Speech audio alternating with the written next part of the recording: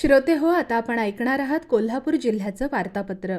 या वार्तापत्रात कोल्हापूर जिल्हा परिषद निवडणुकीत राष्ट्रवादीची जोरदार मुसंडी, रूपाराणी निकम कोल्हापूरच्या महापौरपदी विराजमान आणि सुपोषित ग्रामपंचायत अभियानात जिल्ह्याची उल्लेखनीय कामगिरी यासह ऐकूया आमच्या कोल्हापूर जिल्ह्याच्या प्रतिनिधी प्रिया सरीकर यांनी पाठवलेला ठळक घडामोडींचा हा आढावा. कोल्हापूर जिल्हा परिषद निवडणुकीत राष्ट्रवादीनं जोरदार मुसंडी मारली आहे. जिल्हा परिषदेच्या 68 पैकी 20 जागा जिंकून सर्वात मोठा पक्ष ठरला आहे. काँग्रेसकडून एकहाती सतेज पाटील यांनी पुन्हा एकदा झुंज दिली असून त्यांना 15 जागा मिळाल्या आहेत. भाजपला 12 जागा मिळाल्या असून शिवसेना शिंदे गटाला 9 जागांवर समाधान मानावं लागलं. जनसुराज्य पक्षाला 5 जागा मिळाल्या. स्वाभिमानी शेतकरी संघटना 1 आणि शाहू आघाडी प्रणित राजेंद्र पाटील येड्रावकर गटाला 4 जागा मिळाल्या आहेत. जिल्ह्यात मतदानाची टक्केवारी वाढवण्यासाठी जनजागृतीवर भर देण्यात आला होता. त्यामुळे जिल्ह्यात 74.35% मतदानाची नोंद झाली. कोल्हापूर महानगरपालिकेच्या महापौरपदी भाजपच्या रूपाराणी निकम यांची तर उपमहापौरपदी जनसुराज्य शक्ती पक्षाचे अक्षय विक्रम जरग यांची बहुमतानं निवड झाली. कोल्हापूरच्या इतिहासात प्रथमच महायुतीचा झेंडा फडकला आहे. कोल्हापुरातील कसबा बावडा इथल्या लक्ष्मी विलास पॅलेस या राजर्षी छत्रपती शाहू महाराजांच्या जन्मस्थळी त्यांच्या जीवनकार्यावर आधारित संग्रहालय उभारण्यात आलं आहे. ही वास्तू म्हणजे खऱ्या अर्थानं समतेचं प्रतीक आहे असं प्रतिपादन सांस्कृतिक कार्य आणि माहिती तंत्रज्ञान मंत्री आशिष शेलार यांनी केलं. त्यांच्या हस्ते या वास्तूचं लोकार्पण करण्यात आलं. छत्रपती राजर्षी शाहू महाराजांचं सर्व क्षेत्रातील कार्य उल्लेखनीय आहे.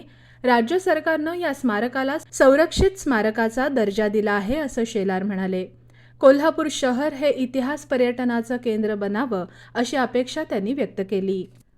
राज्याच्या सांस्कृतिक कार्य संचालनालयाच्या वतीनं राजारामपुरीत डॉक्टर व्ही.टी. पाटील स्मृती भवन इथं 21 ते 23 फेब्रुवारी दरम्यान कव्वाली महोत्सवाचं आयोजन करण्यात आलं होतं. महोत्सवाचं उद्घाटनही आशिष शेलार यांनी केलं. यावेळी प्रसिद्ध कव्वाल हाजी सुलतान नाजा आणि कव्वाल तौहीद अली यांचा सत्कारही शेलार यांनी केला. या कार्यक्रमासाठी रसिक प्रेक्षक मोठ्या संख्येनं उपस्थित होते. कोल्हापूर कृषी उत्पन्न बाजार समितीत फेब्रुवारी महिन्यात रत्नागिरी हापूस आंब्याचा पहिला सौदा पार पडला. यामध्ये 15 आंब्यांच्या पेटीला 6,021 रुपये इतका भाव मिळाला. यंदा हवामान बदलाचा आंबा पिकाला मोठा फटका बसला आहे. केंद्र शासनाच्या वतीनं राबवण्यात आलेल्या सुपोषित ग्रामपंचायत अभियानात कोल्हापूर जिल्ह्यानं उल्लेखनीय कामगिरी केली आहे. जिल्ह्यातील 18 ग्रामपंचायतींची उत्कृष्ट कार्याबद्दल निवड झाली असून राज्यात कोल्हापूर जिल्ह्यानं 3रा क्रमांक पटकावला आहे. या यशस्वी ग्रामपंचायतींना केंद्र शासनामार्फत प्रत्येकी 1 लाख रुपयांचं प्रोत्साहनपर बक्षीस आणि विशेष पुरस्कारानं गौरवण्यात येणार आहे. अभियानाअंतर्गत ग्रामपंचायतींमधील अंगणवाडी केंद्रातील बालकांच्या कुपोषण निर्मूलनावर भर देण्यात आला होता. ज्या ग्रामपंचायतींमध्ये मध्यम तीव्र कमी वजनाची आणि अतितीव्र कमी वजनाची बालकं राष्ट्रीय सरासरीपेक्षा कमी आहेत अशा ग्रामपंचायतींची निवड करण्यात आली.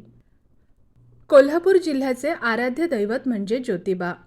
ज्योतिबा डोंगरावर एप्रिल महिन्यात होणाऱ्या चैत्र यात्रेसाठी प्रशासकीय तयारी सुरू झाली आहे. नुकत्याच झालेल्या बैठकीत जिल्हाधिकारी अमोल येडगे यांनी संपूर्ण यात्रा काळात डोंगर परिसरात आणि मंदिरात प्लास्टिक वापरावर बंदी घालण्याचे निर्देश दिले आहेत. पर्यावरण संरक्षणासाठी नियमांचं काटेकोरपणे पालन करावं असंही त्यांनी सांगितलं. राजर्षी छत्रपती शाहू महाराज शासकीय कृषी महाविद्यालयाच्या वतीनं हायड्रोपोनिक्स तंत्रज्ञान प्रशिक्षण कार्यक्रम नुकताच पार पडला. जिल्हाधिकारी अमोल येडगे यांनी यामध्ये मार्गदर्शन केलं. हवामान बदलाच्या परिस्थितीत शाश्वत शेतीसाठी हायड्रोपोनिक्स तंत्रज्ञान उपयुक्त असल्याचं जिल्हाधिकाऱ्यांनी यावेळी सांगितलं. जिल्ह्यातील शेतकऱ्यांनी या आधुनिक आणि नाविन्यपूर्ण तंत्रज्ञानाचा अवलंब करावा असं आवाहनही येडगे यांनी दिलं. कमी पाण्यात, कमी जागेत आणि नियंत्रित वातावरणात दर्जेदार भाजीपाला उत्पादन घेणं शक्य करणारं हे तंत्रज्ञान भविष्यातील शेतीसाठी फायदेशीर ठरेल असा विश्वास त्यांनी व्यक्त केला. तर श्रोते हो, हे होतं कोल्हापूर जिल्ह्याचं वार्तापत्र. आमच्या कोल्हापूर जिल्ह्याच्या प्रतिनिधी प्रिया सरीकर यांनी पाठवलेली माहिती आपण ऐकलीत. वाचन केलं होतं लौकिका रास्ते यांनी. हा कार्यक्रम आकाशवाणी पुणे केंद्राच्या प्रादेशिक वृत्त विभागानं सादर केला.